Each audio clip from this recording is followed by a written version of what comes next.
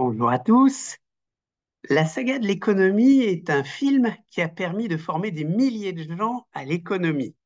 Il commence par la population, puis la consommation des ménages, la production des entreprises, le budget de l'État, pour finir par le circuit complet qui réunit tous ces acteurs.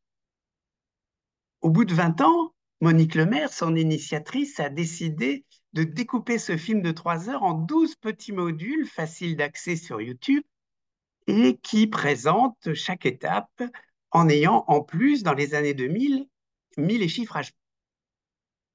40 ans après, aujourd'hui, dans les années 2020, elle m'a chargé d'adjoindre à chaque module un petit diaporama d'une dizaine de diapositives pour voir où nous en sommes. Il s'agit juste de redonner les chiffres d'aujourd'hui, car l'explication historique n'a pas pris une ride. Je vous propose donc de commencer par la population, le premier module.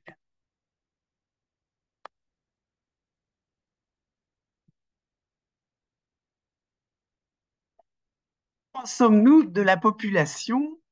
Le film disait avec humour, prenons au hasard une planète, la nôtre. Bien, nous sommes plus de 8 milliards d'habitants sur Terre et la répartition par continent est la suivante. Plus de 4 milliards en Asie, presque 1,5 milliard en Afrique, 1,2 milliard Amérique du Nord et Amérique du Sud réunis. En Europe, 741 millions. Et enfin, un grand continent, mais beaucoup moins dense en population, 46 millions d'habitants en Océanie. Voilà comment se répartissent les 8 milliards d'habitants de notre planète. L'espérance de vie de chacun n'est pas du tout la même, puisque cela va de 80 ans en Europe ou en Océanie jusqu'à 65 ans en Afrique. En revanche, l'espérance d'avoir un renouvellement de population se calcule par le nombre d'enfants par femme. Il faut 2 enfants par femme pour renouveler une population, puisqu'un couple avec 2 enfants renouvelle la population. On s'aperçoit alors que la population se renouvelle en Océanie, mais plus en Europe, ni en Amérique, voire même en Asie. En revanche, elle croît encore très fortement en Afrique, puisque chaque femme a 4 enfants. La saga de l'économie insiste beaucoup sur ce long terme qui est la base de tout ce qui se passe ensuite. Alors, on a évoqué brièvement la densité de la population, c'est-à-dire la répartition des habitants au mètre carré. Reprenons les pays exemples de la saga. On donnait le Canada qui est aujourd'hui à 4 habitants au kilomètre carré, donc très petite densité moyenne. Avec de l'autre côté le Japon, très très dense, 349 habitants au kilomètre carré. C'est quasiment 100 fois plus qu'au Canada. La France est à cet égard entre les deux avec 119 habitants au kilomètre carré. Insistons sur le fait que ce sont des moyennes et qu'il y a à la fois des régions désertiques et des grandes métropoles très très denses. Cette carte numéro 1 nous donne cette densité. Plus la couleur est pâle et moins la zone géographique est dense humainement, et plus la couleur est foncée et plus la zone géographique est très dense. Peut-être cette deuxième carte est plus contrastée et on voit à nouveau ces grandes zones quasi désertiques en nombre d'êtres humains au kilomètre carré et des zones extrêmement denses alors qu'il s'agit de moyennes dans la répartition des habitants sur la planète. Après la densité et le nombre d'habitants, on peut venir au PIB par habitant qui donne un indice de richesse ou de pauvreté, la richesse du pays étant répartie par le nombre d'habitants. À nouveau, on peut reprendre les chiffres de la saga qui donnaient les USA, la France et le Bangladesh.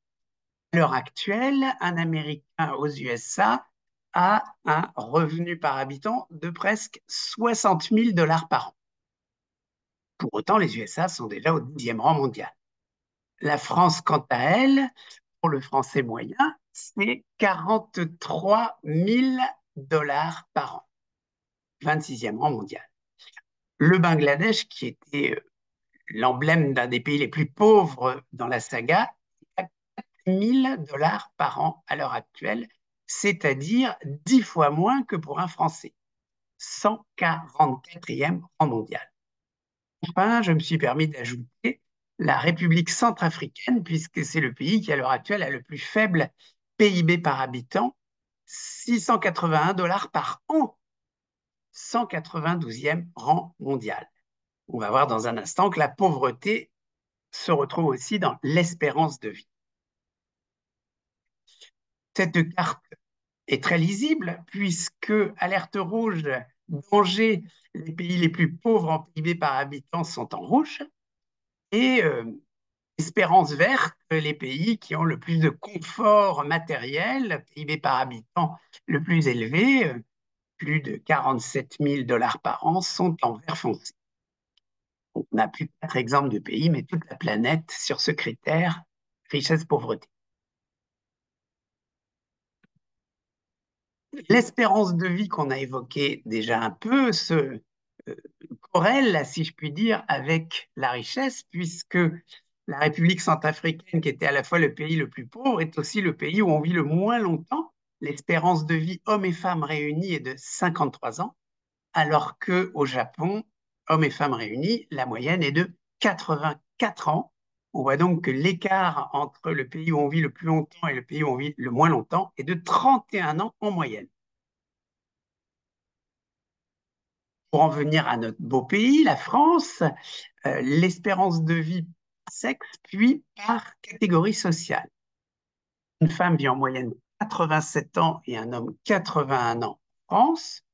L'écart est prévu pour se restreindre un petit peu, mais la vie s'allongera encore, puisqu'en 2070, les femmes vivraient jusqu'à 93 ans et les hommes jusqu'à 90 ans. On s'attend à ce que le métier exercé ait un impact sur l'espérance de vie, donc la date de la mort. Effectivement, un professeur a 6 ans de plus d'espérance de vie qu'un manœuvre. Cet écart actuel, c'est un tout petit peu resserré par rapport à il y a 40 ans, où l'écart était de 9 ans et non pas de 6 ans. Dernière remarque, des sociologues très pointus se sont avisés que l'impact du sexe avait plus d'importance que l'impact de la catégorie sociale, puisqu'une femme ouvrière a une espérance de vie de 2 ans plus élevée qu'un homme cadre. C'est Didier Fassin, professeur au Collège de France, qui commente beaucoup ces chiffres.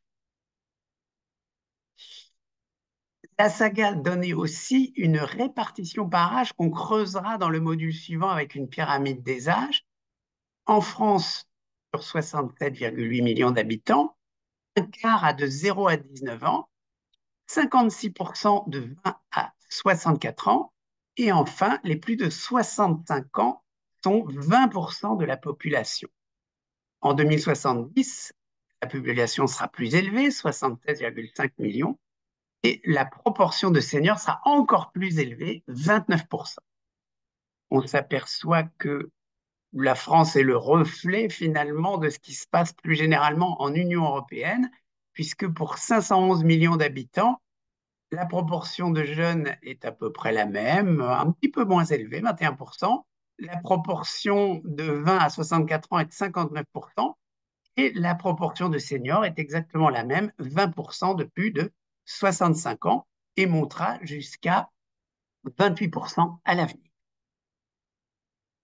Terminons par la population active que la saga détaillait beaucoup, qui est une dernière façon de classer la population entre ceux qui sont en activité et ceux qui ne le sont pas.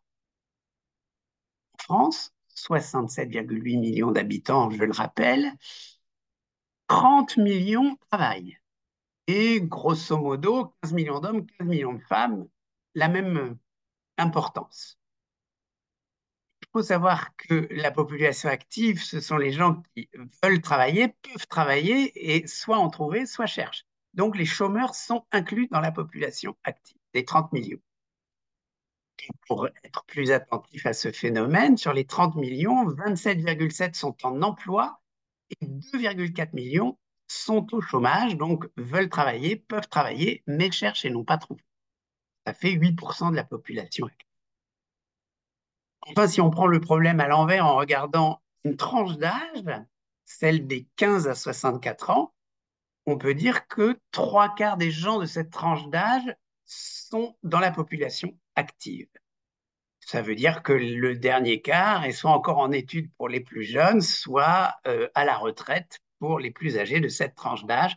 Ça s'appelle un taux d'activité de 75% environ. Je ne commande pas plus ces chiffres en disant c'est bien, c'est pas bien, mais regardez le module de la saga qui vous donnera les explications de façon très fluide et très agréable et qui vous permettra de continuer à explorer ce phénomène essentiel de la population qui conditionne ensuite la consommation des ménages, la production des entreprises et les gens qui travaillent, et enfin en particulier les retraites, les gens qui sont financés par ceux qui travaillent encore alors qu'eux ne travaillent plus, ou qui sont financés par ceux qui travaillent parce qu'ils sont eux en études. Donc rendez-vous la prochaine fois pour la pyramide des âges, suite et fin de l'étude de la population.